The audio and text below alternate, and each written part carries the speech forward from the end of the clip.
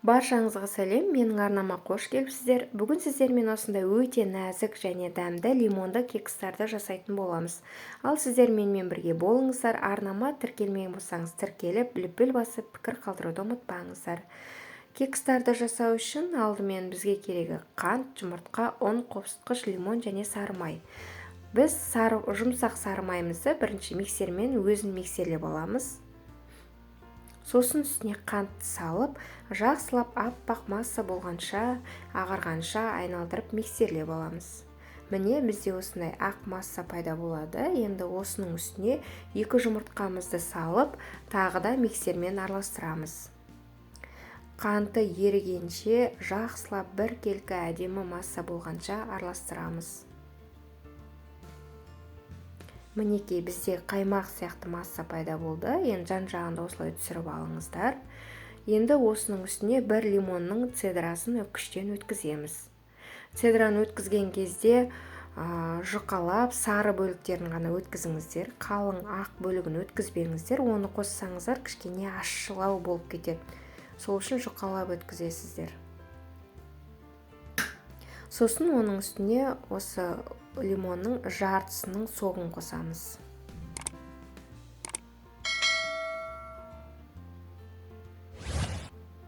Лимонды столдың үстіне осылай бір-екі жүргізіп, сосын суын қосатын болсаңыздар, суы жақсы шығады. Міне жарты лимонның суын қосып алдық. Енді тағы да миксермен араластырамыз. Енді осының үстіне разрыхлителмен ұнымызды салып, жақсылап бір келкі болғанша араластырамыз. Араластырған кезде жан-жағының бәрін түсіріп, әдемілеп араластырыңыздар. Қою масса болады. Қамыры қою болғанымен кекстарымыз пісіп шыққан кезде өте жұмсақ, нәзік болып шығады. Міне қамырымыз дайын. Енді қамырымызды формаларға салып шығамыз.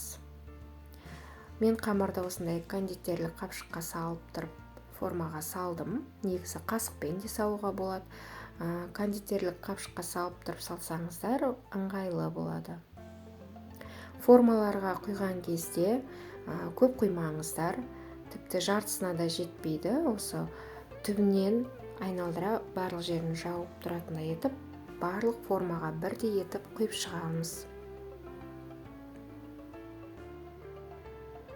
Қамырларды құйып алғаннан кейін 180 градуста 20-25 минутта пісіріп аламыз. Бірақ өз печкаңыздың температурасын байқаңыз. Соған сәйкес пісіріңіз. Енді кекстарымыз пісіп шыққанша кремін жасаймыз.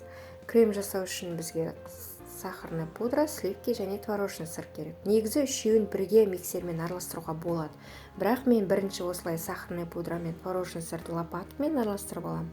Содан кейін миксермен тағы араластырамыз. Сонда творожный сыр кейін кремнің арасында іртік болып білініп тұрмайды. Бір қалыпта әдемі крем болып шығады. Міне творожный сыр мен сахарный пудраны айналдырып алдық.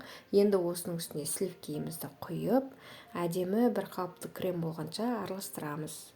Өзін ұстап тұратын өз формасын. Міне креміміз осындай әдемі болып шығады. Енді кремді салқын жерге қоя тұрамыз.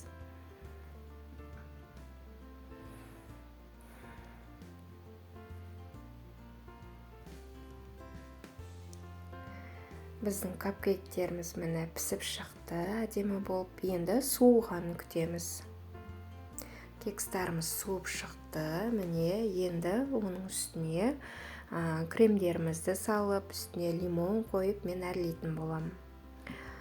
Енді әрлеу жағы өз еріктеріңізде. Негізінде осылай кремсіз жасасаңыздар да болады, креммен істесеңіздер де болады. Қонақтар келгенде осылай креммен жасаған әдемірек көрінеді.